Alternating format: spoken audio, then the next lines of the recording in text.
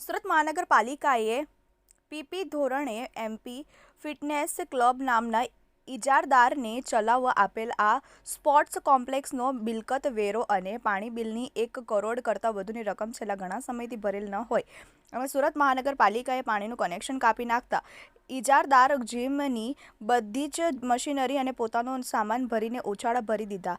સુરત મહાનગરપાલિકાના ભાજપના શાસકો કરોડો રૂપિયાના ખર્ચે સ્પોર્ટ્સ કોમ્પ્લેક્સ બનાવીને પોતાના મળતિયા ઇજારદારોને આ સ્પોર્ટ્સ કોમ્પ્લેક્સ ચલાવવા આપી દે છે અને ભાજપના આ મળતિયા ઇજારદારોને છેલ્લે આવી રીતે સુરત મહાનગરપાલિકા સાથે છેતરપિંડી કરે છે। આમ જ શાસકો અને આ ઇજારદારોને સાથે મળીને આમ જનતાને લૂંટે છે તે સ્પષ્ટ દેખાઈ રહ્યું છે।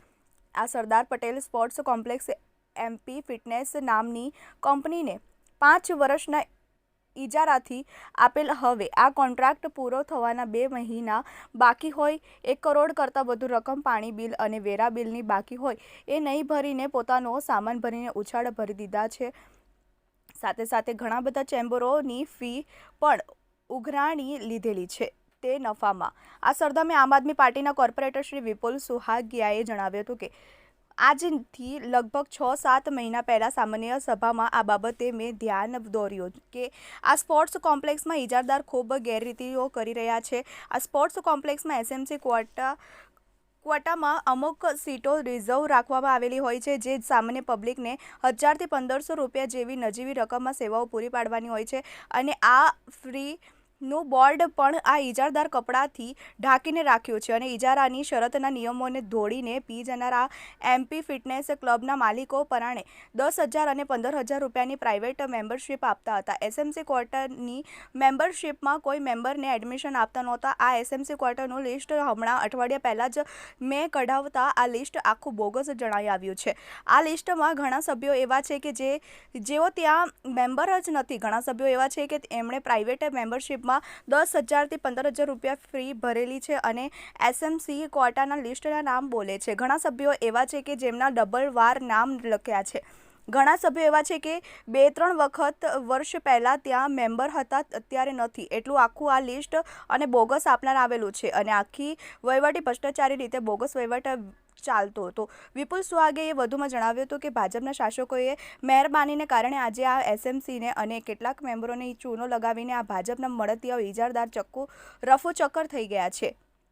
વિપુલ સુહાગિયાએ બીજું ઉદાહરણ આપતા જણાવ્યું હતું કે આવો જ એક ગેરવહીવટ કતારગામ વેડ રોડ અને અડાજણ ખાતે આવેલા ઓનરિયોઝ સ્પોર્ટ્સ કોમ્પ્લેક્સ ખાતે પણ ચાલી રહ્યો હોય છે। છેલ્લા 2 મહિનાથી આ ઓનરાઇઝ સ્પોર્ટ્સ કોમ્પ્લેક્સમાં એસએમસી ક્વોટાના સભ્યોની લિસ્ટ માંગુ છું છતાં તે જોનના લાગતા અધિકારીઓ દ્વારા આ લિસ્ટ હજુ સુધી અને આપવામાં આવી નથી। મતલબ ત્યાં પણ ગેરરીતિનો ચાલે છે એ સ્પષ્ટ દેખાઈ રહ્યું છે।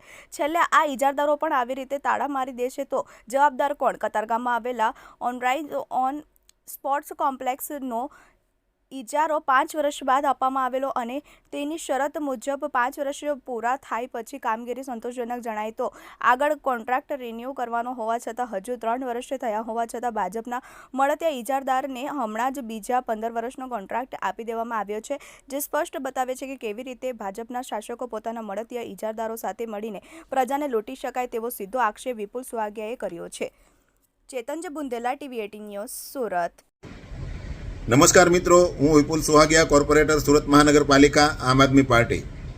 મિત્રો, સુરત મહાનગરપાલિકા દ્વારા સુરત શહેરમાં વિવિધ જગ્યાએ સ્પોર્ટ કોમ્પ્લેક્સ બનાવવામાં આવેલા છે અને આ સ્પોર્ટ કોમ્પ્લેક્સ પ્રાઇવેટ ઇજારદારોને પીપીપી ધોરણે ચલાવવા માટે આપવામાં આવેલા છે।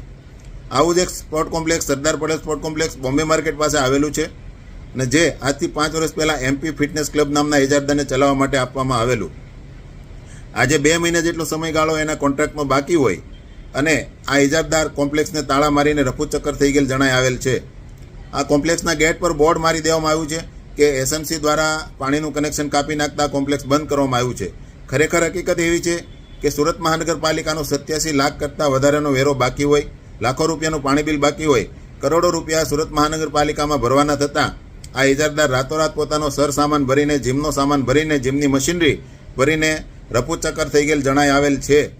આજથી 6 મહિના પહેલાં આ કોમ્પ્લેક્સની મેં મુલાકાત લીધી ત્યારે જ મને ગેરરીતિઓ માલુમ પડેલી અને સામાન્ય સભામાં પણ આ બાબતે મેં રજૂઆત કરેલી, પરંતુ શાસકોના મળતિયા ઇજારદાર હોય, શાસકો દ્વારા આ બાબતે કોઈ ધ્યાન નહીં દેવામાં આવતા, અધિકારીઓ દ્વારા પણ બેદરકારી દાખવવામાં આવતા આજે આ એમપી ફિટનેસ ક્લબ નામનો ઇજારદાર આ કોમ્પ્લેક્સને તાળા મારીને એસએમસીને ને લોકોને કરોડો રૂપિયાનો ચૂનો લગાવીને રફૂચક્કર થઈ ગયેલ જણાઈ આવેલ છે.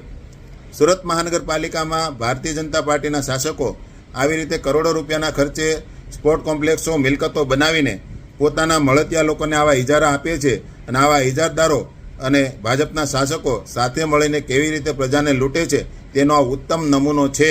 કઈ રીતે પ્રજાના પૈસાનો, વેરાના, ટેક્સના પૈસાનો કઈ રીતે ભ્રષ્ટાચાર કરી શકાય એનો આ ઉત્તમ નમૂનો આપણે જોઈએ છીએ. આ એમપી ફિટનેસ ક્લબ નામનો ઇજારદાર આજે સ્પોર્ટ કોમ્પ્લેક્સને તાળા મારીને રાતોરાત પોતાનો સામાન ભરીને આજે રફૂચક્કર થઈ ગયેલો છે.